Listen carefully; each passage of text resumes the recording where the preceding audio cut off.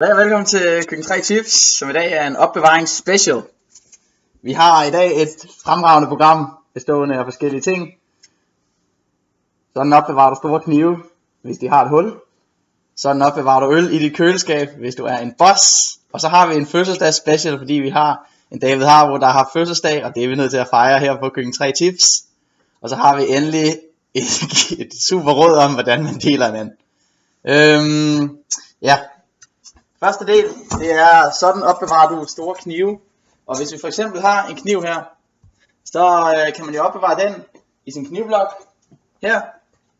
Men det kan så ikke være der, fordi den simpelthen er for stor. Det kan man løse forholdsvis simpelt. Man kan tage et søm, og man kan tage en hammer, som vi så ikke lige har, så vi bruger kniven. Og så kan man simpelthen slå sømmet ind i væggen.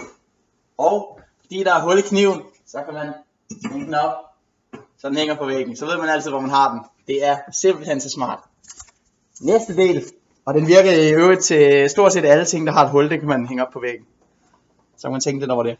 Næste del af programmet, det er, hvordan man opbevarer øl i sit køleskab. Og hvis vi har et helt tilfældigt køleskab her, så finder jeg lige nogle remedier imens.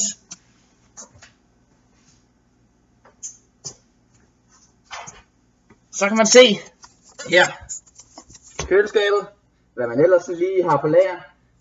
Så kan man se, at jeg har en ølhylde heroppe. Og der har jeg simpelthen en masse øl, der bare står. Og de står ikke særlig godt. Men det kan man jo gøre noget ved. Så hvis man lige har sådan en lille lås på lager her, så kan man simpelthen sætte den fast hernede. Okay. Nu ringer telefonen på. Hej Hanna. Jeg står faktisk lige i gang med at vise, hvordan man lægger øl på kø. Så jeg er lige i gang med at vise mit køkken, hvordan man lægger øl på køl, så hvis du lige ringer tilbage lige om 5 minutter. Ja, jeg er på Skype, ja. Ja, hvornår? Om kvarter? Fint. Hvorhen? Okay. Okay. Yes, vi ses. Hej. Ja, det er en lidt svær situation at forklare, hvad det lige man har gang i. Men det må der nogen, der må hjælpe mig med i næste program. Men man kan så sætte den her fast. Bum. Så låsen den simpelthen sidder fast på selve hylden. Og det hjælper så en, fordi så kan man nemlig opbevare sin øl på en rigtig, rigtig smart måde. Man kan opbevare den 1, så det ser æstetisk ud.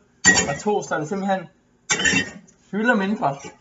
Whoops. Og man har plads til alt. Man har plads til alle mulige andre. Det er helt vildt smart, når det virker. Sådan. Bum. Whoopsie. Og der kan simpelthen være uanede mængder af øl på den her hylde. Helt ude i siden. Og så også lige at se nyd æstetikken i det der. Det ser det helt fantastisk ud med en ølhylde, der bare er en trekant, ikke? Yes. Det var så det. Næste del af programmet, det er en fødselsdags special, hvor jeg vil vise, hvordan man kan klippe et fantastisk fødselsdags tillykkeskildt til sin gode ven, eller bekendte, eller hvad man nu er, hvis man er David. Så kan man så ligesom klippe det første bogstav. Hvis man nu vil skrive congratulations, så kan man klippe et C her.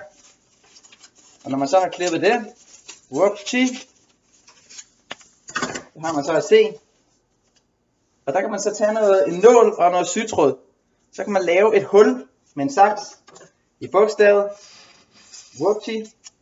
Og så kan man så sy en masse bogstaver sammen. Men der har vi så snydt lidt på forhånd. Og vi har simpelthen lavet skiltet. Og det hænger deroppe. Og det vil så bryde baggrunden af resten af udsendelsen. Fantastisk skilt og et stort tillykke herfra.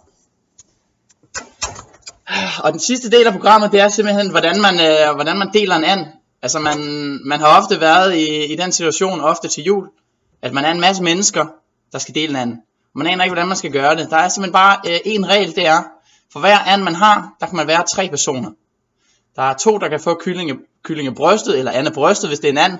Og så er der simpelthen en, der kan få resten. Og sådan er det bare. Der kan være 3 mand om det, og resten kan ikke lade sig gøre. Det var alt herfra.